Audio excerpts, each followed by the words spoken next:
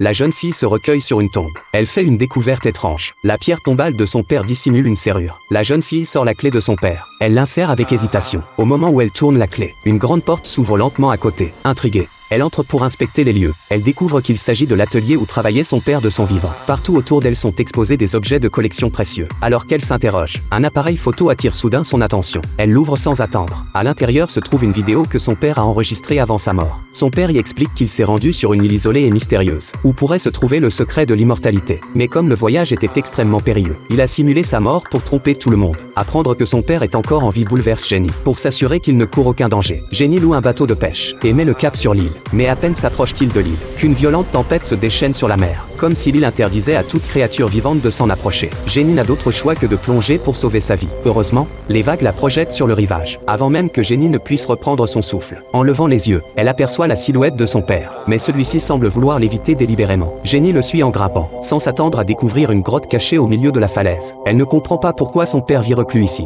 Mais rapidement, son père lui révèle un secret stupéfiant. S'il se cache ici, ce n'est pas pour trouver le secret de l'immortalité, mais parce qu'après avoir étudié un tombeau ancien, il a découvert que son occupant était d'une cruauté sans nom de son vivant, et qu'après sa mort, d'innombrables âmes tourmentées et emprisonnées s'étaient concentrées en lui, pour empêcher que le pouvoir du maître du tombeau ne tombe entre de mauvaises mains. Il a donc simulé sa mort, et monte la garde depuis pour éviter qu'on ne le découvre. Il attend seulement que Jenny détruise toutes ses notes de recherche. Ainsi, personne ne pourra jamais retrouver le maître du tombeau, et lui pourra retourner au domaine profiter de ses vieux jours. Cependant, face au regard fuyant de Jenny, son père comprend tout instantanément. Tout ce qu'il a fait pour protéger l'humanité n'est désormais plus qu'une vaste plaisanterie. À ce moment-là, John a déjà atteint l'entrée du tombeau ancien, mais se retrouve bloqué par une immense porte de bronze. Avec son niveau d'intelligence, il ne pourrait jamais déchiffrer le code gravé dessus. Cela suscite pourtant la curiosité de Jenny, qui décide alors, malgré l'opposition de son père, d'aller voir de ses propres yeux ce lieu que son père a abandonné sa famille pour protéger pendant 10 ans. Mais Jenny ne s'attendait pas à ce que la surveillance soit si stricte. Partout des mercenaires et des esclaves qui ont été capturés.